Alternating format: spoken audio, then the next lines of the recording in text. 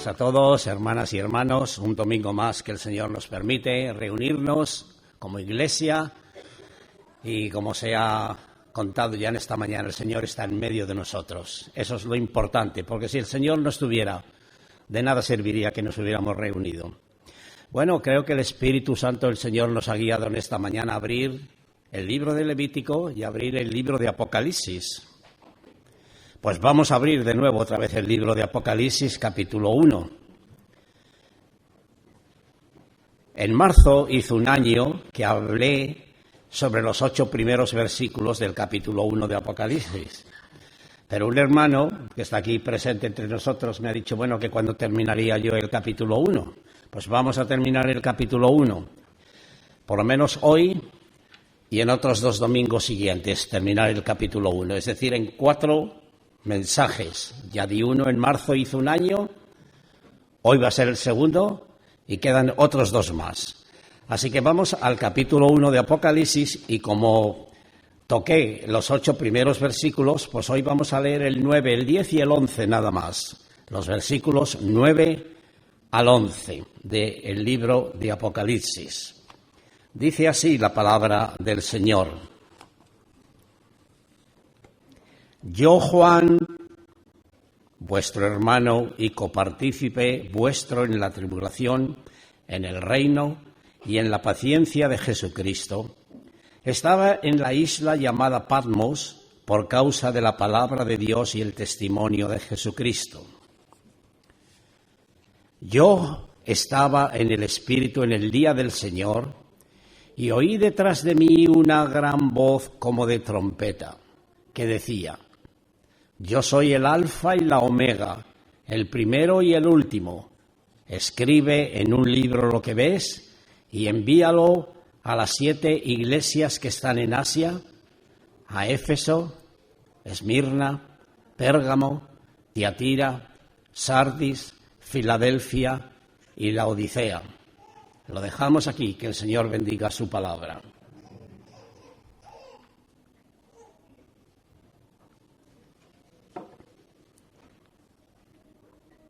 Hemos leído en el versículo 9 que Juan estaba en la isla llamada Patmos. Vamos a ver algo de esto, de lo que era la isla en aquellos días de Juan y lo que es en el día de hoy, si a alguno le gustara ir a ver la isla. Vamos a proyectarlo, por favor. Esa es la actual isla de Patmos en el mar Egeo. Hay algunas casas y como hay esas camitas, ¿verdad?, para la playa, pero en los días de Juan no había eso. Era una isla totalmente rocosa, donde el Imperio Romano llevaba a los políticos que eran opuestos al régimen del Imperio Romano. Eran llevados allí desterrados y a trabajar en minas. Y Juan, como él también, vamos a decir, no podía aceptar que el César fuese Dios, sino que Jesucristo era el único Señor, no César el Señor, sino Jesucristo el Señor, pues Juan fue desterrado por el emperador Domiciano a esta isla. Vamos a seguir viendo, por favor. Bueno, como pueden ver, ahí ya es un poco más grande, ¿verdad? Esto es Grecia. Esto es Grecia. Y aquí está la isla de Patmos, precisamente. Y fíjense, ahí está Éfeso. Hay unos 39 kilómetros de la isla de Patmos a Éfeso. Eso es lo que se llama Asia Menor. En los días del Imperio Romano lo llamaban Asia Menor o la península de Asia Menor. Esto es Italia, esto es el mar Mediterráneo, Italia, y a este lado aquí tenemos a España. Así que fíjense qué cerquita estamos. España, Italia y esto es Grecia. Por lo tanto, esto es Europa y eso significa, eso ya es Asia. Así que Juan estaba desterrado en una de las 1000 islas que Grecia tiene por el mar Egeo. Es enorme. Pero una de ellas, precisamente, es esta, la isla de Patmos. Una isla totalmente rocosa, apenas había vida. Sigamos viendo algo más.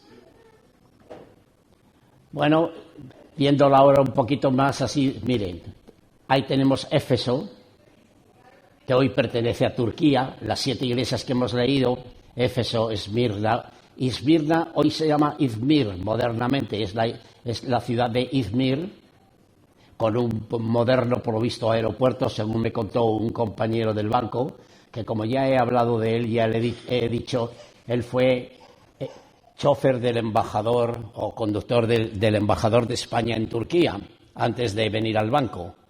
Y él, como ha estado allí, conocía Éfeso, y me dice, hoy Esmirna se llama Izmir. Pues bueno, miren, aquí donde está Patmos, ¿ve? La isla de Patmos. Fíjense todo esto son islas que pertenecen a Grecia. Ahí tienen Atenas. Así que esto es, digamos, Asia y esto es Europa. Sigamos todavía viendo algo más. Juan parece ser que él vivía allí en una cueva. No tendría un piso como hoy nosotros solemos vivir en una casita más pequeña o más grande, pero vivimos en una casita, ¿verdad? Pues era una cueva. ¿Y qué ha pasado? Pues que en esa cueva hoy día se cree que aquí es donde vivió el apóstol Juan y hoy día es una iglesia ortodoxa griega. Siga, por favor, la siguiente. Eso es, hemos visto, la anterior hemos visto por dentro la iglesia y ahora eso es por fuera, el edificio por fuera. Como verán, es una isla rocosa total rocas, piedras. Y esto es por fuera la iglesia ortodoxa. Y por fin la última. Mire lo que han hecho. Un patio grande, ahí tienen las campanas, y eso pertenece, como digo, a la iglesia ortodoxa griega. Si hoy van a la isla de Patmos, verían esto. Donde Juan vivió en una cueva, pues hoy han levantado los griegos allí, los sacerdotes, los popes, como se les dice en griego, pope, sacerdote, han levantado esa iglesia allí. Bien, no hay otra, ¿verdad? Esta es la última. Bueno, hemos visto lo que es la isla como era, en el mar Egeo, y lo que es en el día de hoy una iglesia. ¿Qué nos dice estos versículos que hemos leído? Pues Juan estaba allí desterrado. ¿Y por qué estaba desterrado? ¿Porque era un político revoltoso? Bueno, Roma sí lo consideraría así, porque él no aceptaría que el César es el Señor, sino que él dijo, hay un solo Señor, y para mí el único Señor es Jesucristo. Así que eso le costó pues ser un mal político de Roma, diría Domiciano. Así que tú, pon los demás allí, a las minas de carbón.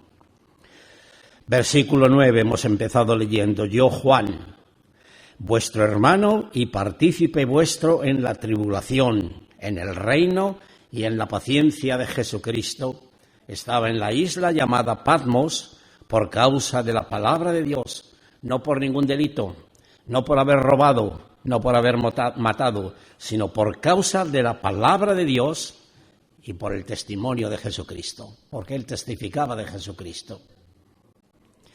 Así que en estos primeros 9 versículos, es decir, del 1 al 9 que hemos comenzado hoy leyendo, el apóstol se refiere a sí mismo por su nombre, Juan. Y se presenta a todos los cristianos, no solo a los de aquel momento cuando él vivía, sino que el libro es para nosotros también, el Apocalipsis. Sin el libro de Apocalipsis no estaría completa la revelación de Dios. El libro de Apocalipsis completa la revelación que Dios ha querido dar al mundo. Así que él se presenta a todos los cristianos, dice, como vuestro hermano. Es nuestro hermano en la fe. No como vuestro párroco, no como vuestro papa, no como vuestro padre espiritual, sino como vuestro hermano. Copartícipe vuestro. ¿Qué significa copartícipe vuestro?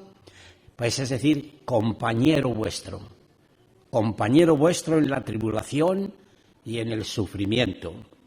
Juan había participado en la tribulación, en el sufrimiento, como los demás cristianos que estaban sufriendo en aquellos días.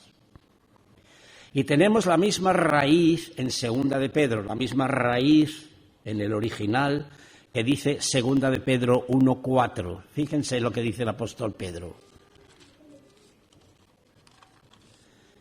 2 de Pedro, capítulo 1, versículo 4, por medio de las cuales nos ha sido dado preciosas y grandísimas promesas para que por ellas llegaseis a ser participantes de la naturaleza divina. He ahí la raíz misma que estamos leyendo aquí, en la que acabo de leer en Apocalipsis 1:9, la misma raíz griega. Participantes de la naturaleza divina, habiendo huido de la corrupción que hay en el mundo a causa de la concupiscencia. La palabra aquí es koinonoi, de donde viene koinonía o comunión, copartícipe, participando igual unos con otros. Koinonoi indica comunión, partícipes de la naturaleza divina. Hemos leído en 2 de Pedro 1:4. Así que Juan habla de 3 cosas aquí. En la tribulación, lipsis en el griego, o sufrimiento, que indica la idea de sentir una presión encima, una apretura. Hasta ese extremo era la tribulación por la que estaba pasando Juan y los cristianos de aquellos días. Es decir, al igual que los demás cristianos, Juan estaba sufriendo una fuerte persecución por ser de Cristo, por causa de la palabra de Cristo. Y partícipe también en que hemos leído en el reino, basileia, es en el griego, reino. Partícipe también del reino. Si era partícipe en la persecución, Juan es partícipe del reino. ¡Qué privilegio, hermanas y hermanos! Partícipe en el reino del que Cristo nos ha hecho partícipes también a nosotros. Somos partícipes del reino de Cristo. Juan también formaba parte con los demás de ese reino de redimidos, que se identifican con el Cristo resucitado, que se identifican con aquel Cristo que ha sufrido por nosotros, pero que ha resucitado y que, como se nos ha leído ya en esta mañana, que ya lo veremos también más adelante, como se nos ha leído, cómo se le presenta a Juan: yo soy el que vivo y he sido muerto, y he aquí que vivo por los siglos de los siglos. Así que, por último, Juan se identifica con sus lectores en cuanto a ¿qué? A la paciencia de Jesucristo, en el griego upomoni, que significa aguante. En esa paciencia del sufrimiento es aguante la palabra griega. Soportar con paciencia las dificultades y presiones adversas, sin renunciar a lo que estás viviendo, hermana y hermano. El apóstol Juan, igual que otros hermanos, experimentó las tribulaciones, pero él no se queja. Él no se queja, porque después de las tribulaciones él dice que es también partícipe del reino. Y nosotros, hermanas y hermanos, somos partícipes del mismo reino. Dice la estrofa de un himno: si sufrimos aquí, reinaremos allí, en la gloria celestial. Así que en tal esperanza la tribulación resulta fácil sobrellevarla. Cuando hay la esperanza de lo que sabemos que nos espera, una esperanza viva, una esperanza que no avergüenza, como nos dice Romanos 4, porque el amor de Dios ha sido derramado en nuestros corazones por el Espíritu Santo que nos ha sido dado. Así que es una esperanza que no nos defrauda, que es cierto lo que Dios nos asegura por medio de su palabra. Así que por eso, cuando hay adversidad, cuando hay sufrimiento, cuando hay persecución, se sobrelleva o se soporta porque sabemos lo que nos espera, lo que hay detrás. Así que Juan termina en este versículo 9 diciendo que se encontraba desterrado en la isla llamada Patmos donde recibió esta visión del Señor Jesús glorificado, como se nos describe en los siguientes versículos.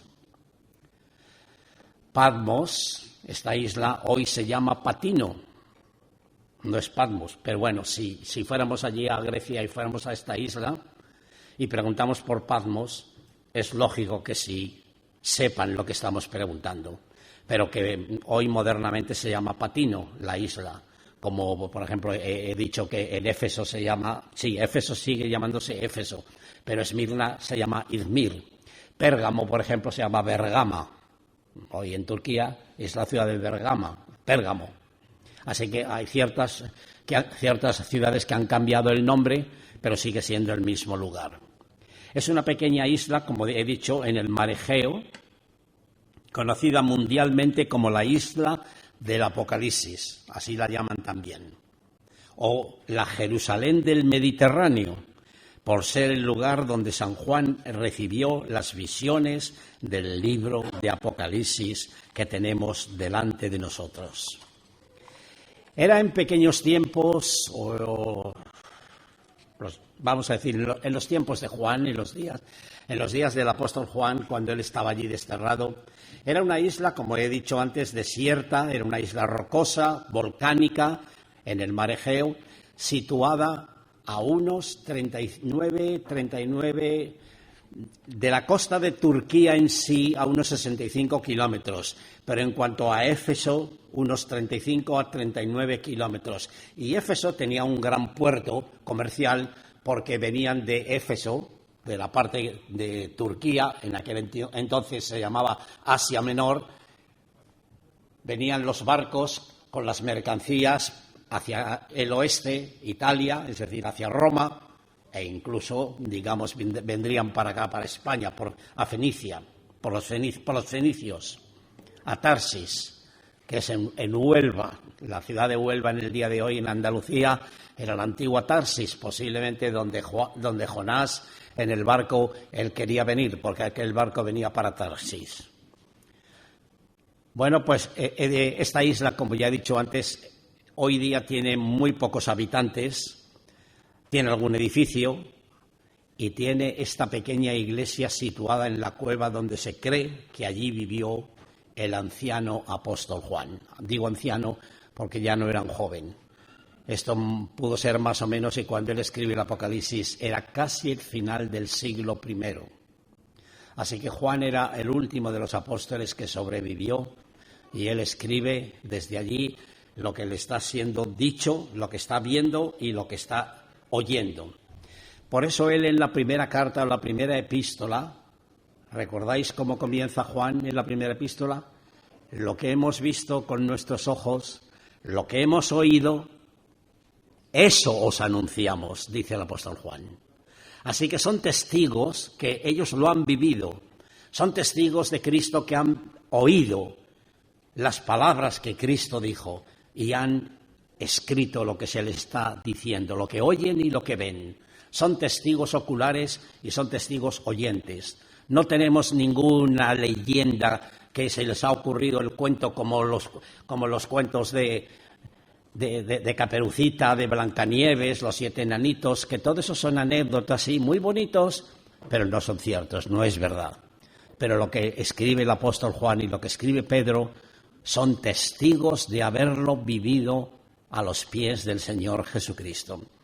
Así que en los 2 primeros siglos del cristianismo, Roma desterraba a los presos políticos que estaban en contra de Roma y los desterraba a trabajar en las minas de carbón en esta isla, lo que significaba estar en unas condiciones muy precarias, en unas condiciones muy duras y extenuantes bajo vigilancia de un soldado romano.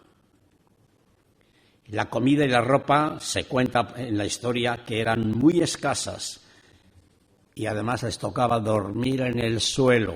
No tenían buenos colchones y buenas camas para descansar. Dormir en el suelo. No se nos dice si Juan, a sus 90 años, que posiblemente ya tuviera esta edad, tuvo que soportar estas duras condiciones, no lo sabemos. Pero sí, desde luego, no lo tuvo que pasar muy bien.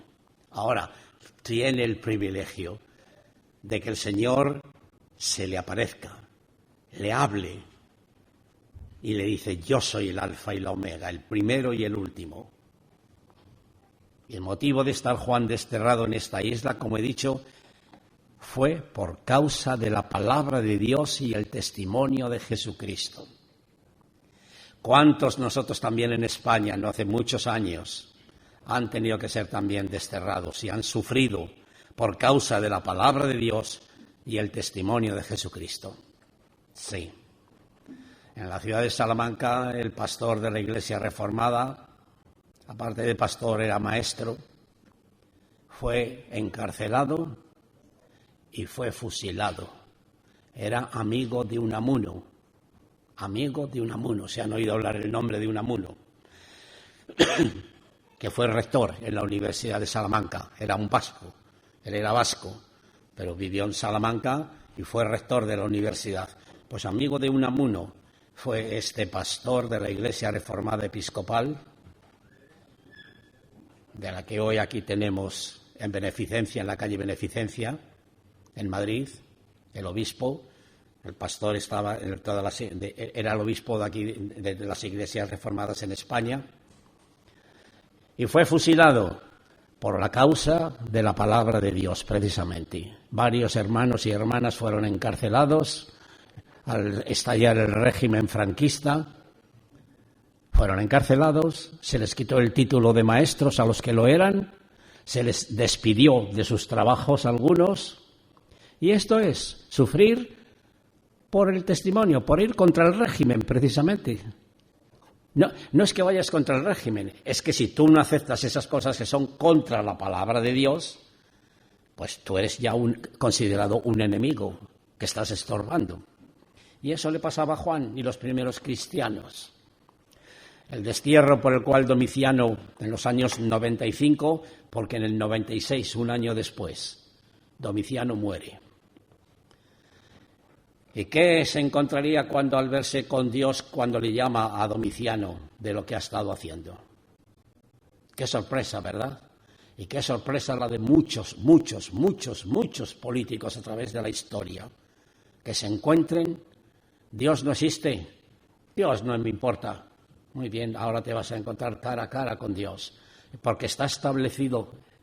¿Quién? Dios lo ha establecido. Morir una vez y después el juicio. Así que después de la muerte no es decir el final. La muerte no es el final. Con la muerte no acaba todo. Con la muerte hay algo más allá después de la muerte. Que tienes que comparecer ante el Creador, ante el que te ha creado a ti. Y vas a tener que rendir cuentas de lo que has hecho en esta vida. Así que en el 95 más o menos fue desterrado Juan a esta isla por ser fiel al Evangelio de Jesucristo, que es lo que estamos leyendo en este versículo 9. Así que Juan no era un delincuente, como he dicho antes, no era un asesino, no era un ladrón para ser llevado preso a esta isla de Patmos, pero su delito, según Roma, y en especial Domiciano, era el de ser cristiano y predicar la palabra de Dios. Políticamente, para los romanos, los cristianos eran vistos como una plaga y desleales a la patria, porque se negaban a reconocer al César como un dios y como la autoridad suprema. Y eran acusados de ateos por rechazar a los dioses romanos y adorar solo a un Dios invisible. Eso es lo que decían los romanos. Estos adoran a un Dios que no se ve, a un Dios invisible. El político historiador romano Tácito, de los años 55 al 120, él nació en el año 55 y murió en el 120, describió a los cristianos como una clase odiada por su abominación. Y luego, hermanas y hermanos, los que tienen mi libro, mi comentario de Apocalipsis, el comentario histórico y doctrinal, que ha venido una nueva edición, como saben, no hace mucho, editada en Alemania. En mi comentario histórico y doctrinal, en la página 16, explico lo siguiente. Cuántas persecuciones, azotes, multas, cárceles, destierros, etcétera, etcétera, ha sufrido el pueblo de Dios a través de los 20 siglos de cristianismo que llevamos por causa de la palabra de Dios, por causa de leer la Biblia, por causa de dar un tratado, por causa de testificar de Cristo a un amigo, etcétera, etcétera. Y el testimonio de Jesucristo, el mensaje del Evangelio, debe ser siempre dar testimonio de Jesucristo, porque somos sus testigos en la tierra. Estoy leyendo un párrafo de mi libro escrito de Apocalipsis.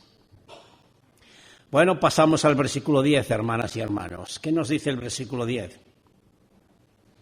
Yo estaba en el Espíritu en el día del Señor, egenomen en neumati, neuma, viento, espíritu. La frase en el Nuevo Testamento griego es egenomen en neumati. Yo estaba en el Espíritu, en el día del Señor. Esta frase parece indicarnos un estado de éxtasis, un éxtasis espiritual semejante a un trance. Esta frase se repite varias veces aquí en el libro de Apocalipsis. Miren el capítulo 4, el versículo 2. Y al instante yo estaba en el Espíritu, la misma frase, y he aquí un trono establecido, lo que Juan está viendo. Capítulo 17, versículo 3. Y me llevó en el Espíritu al desierto y vi una mujer sentada. Me llevó en el Espíritu. Esta frase se repite también. Ezequiel fue llevado. Un éxtasis, un momento de trance. Estás viendo otra cosa que el Señor te está revelando y guiando. Y por último, la cuarta vez, en el capítulo 21 de este libro de Apocalipsis, capítulo 21, versículo 10, y me llevó en el Espíritu a un monte grande y alto. Significa lo mismo. Tenemos aquí esto es lo que le está pasando a Juan. Y esta experiencia por la que Juan ha pasado, la experimentó también el profeta Isaías, la experimentó también el profeta Ezequiel, porque lo podemos ver en Isaías 6.1, Ezequiel 1.4, 2.2, 3.12 al 14. No voy a abrir ahora para no perder el tiempo, los minutos, pero si quieren le doy las citas. Si quieren algunos se las doy para que lo apunten, las citas que estoy aquí citando, de tanto de Isaías como de Ezequiel. Y Pedro, no digamos Pedro, en el capítulo 10 del libro de los Hechos de los Apóstoles, estaba en Jope, es parte hoy de la costa del Mediterráneo, en Israel. Y él tiene un éxtasis también, Pedro, estaba allí orando, y ve un lienzo que baja desde arriba, desde el cielo, con toda clase de animales, y se le dice, mata y come. Y Pedro, como judío, dice, no, Señor, yo no puedo comer de cosa inmunda, animales inmundos. Y el Señor le dice, lo que Dios santificó, tú no lo llames común ni inmundo. Así que en un éxtasis, Pedro allí, él ve también esa visión de un lienzo que baja con toda clase de animales. Y Pablo, en el capítulo 22 del libro de los Hechos de los Apóstoles, y 2 de Corintios, que él lo cita, 2 Corintios 12, tiene también igualmente un éxtasis. Y lo que él ve, pues no hay palabras en el vocabulario de la lengua española que se puedan expresar, algo inefable, algo que no se puede, no tiene sentido, no hay ninguna palabra en el vocabulario que se puede, de lo que él vio. La palabra la palabra aquí estaba, dice yo estaba en el Espíritu, en el original griego es egenomen y significa llegar a ser. Es decir, yo llegué a ser, más o menos pudo decir también el apóstol Juan, o se puede traducir también del griego a esta frase, a esta expresión. Yo llegué a ser, indicándonos algo que no era corriente, que no era lo normal. Y en este estado Dios reveló a Juan cosas de manera sobrenatural y lo hizo en el día del Señor.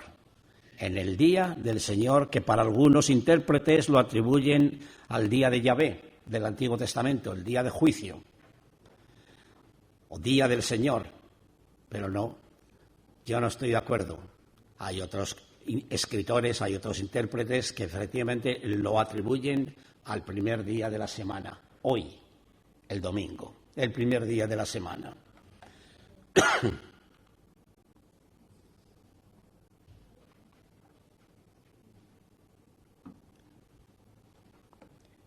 Así que para algunos, efectivamente, aunque digo que lo atribuyen al día de Yahvé en el Antiguo Testamento, el día de Jehová, pero es día de juicio, otros precisamente lo atribuyen al primer día de la semana y yo me inclino que se refiere precisamente al primer día de la semana, al domingo.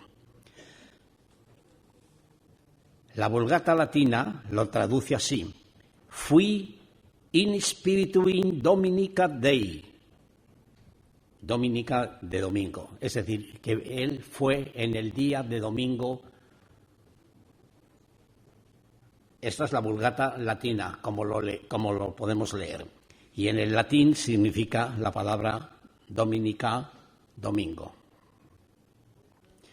Después de haber sido escrito el Apocalipsis, hermanas y hermanos, los llamados padres de la Iglesia comenzaron a llamar el domingo como Día del Señor.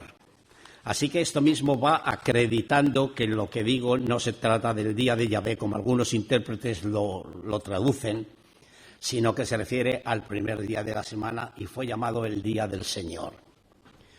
Y esto es una pauta inequívoca de que Juan se refería al domingo como Día del Señor.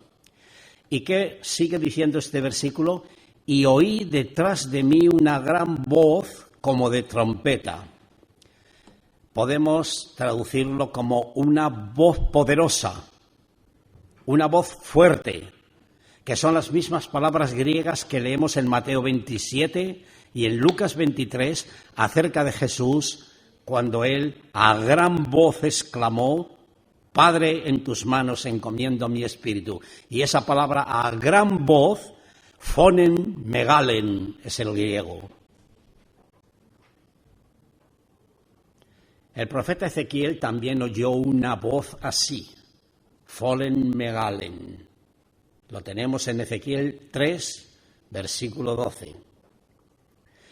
En todo el Apocalipsis, hermanas y hermanos, en todo el libro, una gran voz o sonido indica la seriedad de lo que está a punto de acontecer. La voz de Dios suena siempre con claridad, que se entienda bien lo que quiere decirnos. Dios quiere que quede clara la cosa cuando Él habla. La voz de Dios suena siempre con claridad, no olvidemos esto. En aquel día, cuando las gentes, cada uno tenga que comparecer delante de Dios, nadie puede decir: es que yo no entendí lo que tú dijiste. Nadie puede decirle a Dios: yo no he entendido lo que tú has querido decir. San Pablo dice: y si la trompeta diere sonido incierto, ¿quién se preparará para la batalla? Dios quiere que las cosas sean claras y cuando se habla, y la palabra de Dios debe ser abierta y hablada con claridad. Versículo 11, que decía: oí una gran voz, phonen megalen, phonen de la palabra fonía, hablar, de ahí teléfono, hablar a distancia, teléfono viene del griego, ¿verdad? Phone, la voz. Megalen, mega es grande. Megalen. ¿Qué decía esta voz? Yo soy el alfa y la omega, el primero y el último. Escribe. Grafson en el griego, la palabra graf, de ahí grafía, escribir. Grafson. Escribe. Es un imperativo. Juan, escribe. En un libro, es Biblien, Grafen, Grafson es biblion. Escribe en un libro, biblion, de ahí viene la palabra Biblia para nosotros, libros, quiere decir. Lo que ves y envíalo a las 7 iglesias que están en Asia. ¿Ven? No dice Europa, aquello era Asia ya. Está pegando. Por eso algunos dicen que, hablando del tema de geografía, el planeta Tierra tiene 4 continentes, no 5. Porque Europa y Asia están unidos. Eurasia se llama, Eurasia. Envíalo a las 7 iglesias que están en Asia. Y fíjense que empieza por Éfeso, porque Éfeso, de las 7 iglesias que hemos leído, el puerto principal, la ciudad principal de aquel Asia Menor era Éfeso. Así que empezando por Asia, Éfeso, a Esmirna, a Pérgamo, a Tiatira, a Sardis, a Filadelfia, a Laodicea. Y esta voz poderosa le ordena a Juan: escribe en un libro lo que ves, no lo que a ti se te ocurra. Hermanas y hermanos, vuelvo a citar las palabras de Juan en la primera carta: lo que hemos oído, lo que hemos visto, eso os anunciamos. Así que lo que nos está escribiendo Juan no es un cuento, es lo que él ha visto, lo que él ha oído. Escribe en un libro lo que ves. Y después de escribirlo, debes enviarlo a las 7 iglesias que están en Asia, Asia Menor. Si nosotros hoy, hermanas y hermanos, tenemos en nuestras manos este libro, hermanos y amigos, es por orden expresa de Dios, porque Él mandó a Juan escribirlo. Si nosotros tenemos, gracias a Dios, Él mandó escribírselo, Él mandó que lo escribiera Juan. Y ha llegado hasta nuestras manos este libro de Apocalipsis, que es el final de la revelación de Dios. Termina la revelación de Dios con este libro. No se puede añadir más ni se puede quitar de lo que Dios ya ha dicho. Cualquiera que añadiere o cualquiera que quitare, Dios quitará su parte del libro de la vida. Si nosotros tenemos hoy, hermanos, en nuestras manos este libro, es por orden expresa de Dios. Y a esa orden expresa de Dios debe corresponder nuestra respuesta. ¿Cuál? De leerlo, escucharlo y guardarlo. 1:3, versículo 3 de este capítulo 1. Bienaventurado, feliz, dichoso, el que oye mi palabra, el que oye la palabra de Dios. ¿Qué dice más el versículo 3? Los que oyen la palabra de Dios, o la palabra de esta profecía, los que guardan las cosas en ella escritas, es decir, las practican, las obedecen, porque el tiempo está cerca. Bienaventurado el que lee, el que escucha y el que guarda, es decir, el que obedece lo que dice este libro. Es un libro que debería de leerse con mucha más frecuencia en el día de hoy, hermanas y hermanos, pero poco se predica del Apocalipsis hoy día en las iglesias. Y estas 7 ciudades donde se le manda a Juan que lo escriba y lo envíe a estas 7 iglesias, que como he dicho antes hoy es Turquía, se llaman Éfeso, Izmir, Bergama, Axisar, Sardes, Alasehir y Laodiquia. Esos son los nombres turcos, como se llaman estos lugares en el día de hoy. Bueno, voy a concluir. No quiero alargarme mucho, ya tendremos tiempo de ver los siguientes versículos. Miren el versículo 8, hoy hemos empezado en el 9.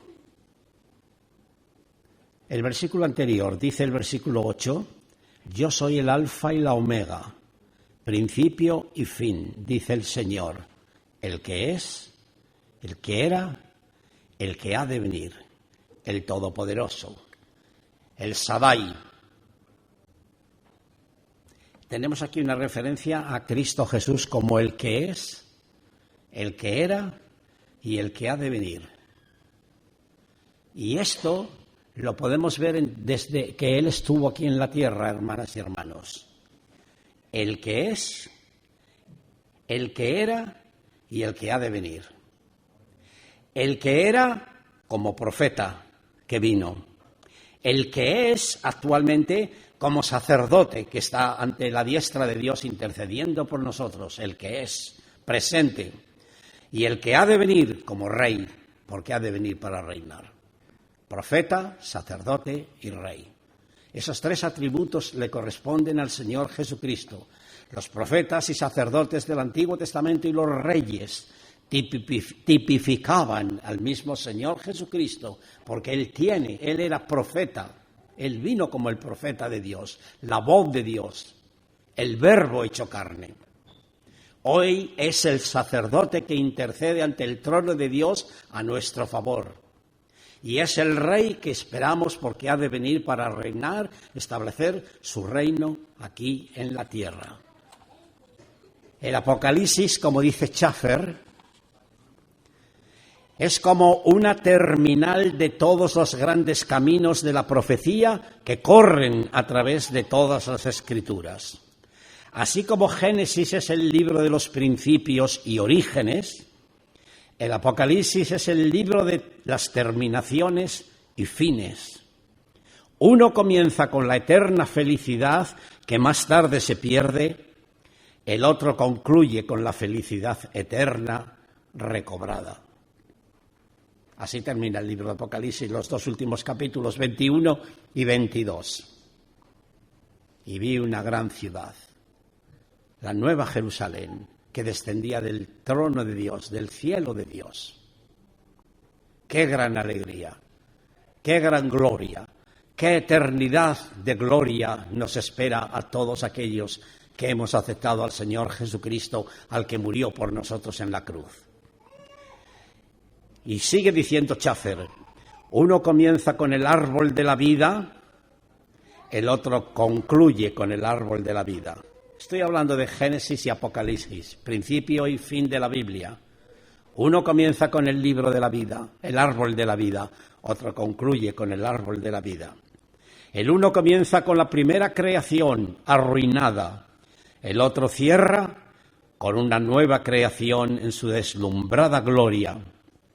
Uno introduce al hombre a Satanás y al pecado, y el otro determina el destino del hombre rebelde, del destino de Satanás y del pecado. El Apocalipsis no solo necesita estas profecías para su correcta comprensión, sino que estas profecías necesitan el Apocalipsis para su consumación. Totalmente de acuerdo, hermanas y hermanos. Demos gloria al Señor porque nos ha venido este libro que podemos tener hoy en nuestras manos. Este libro que escribió Juan en la isla de Patmos, que ha sido traducido a más de 1000 idiomas en el día de hoy. Si no, preguntémosle a José Herrero.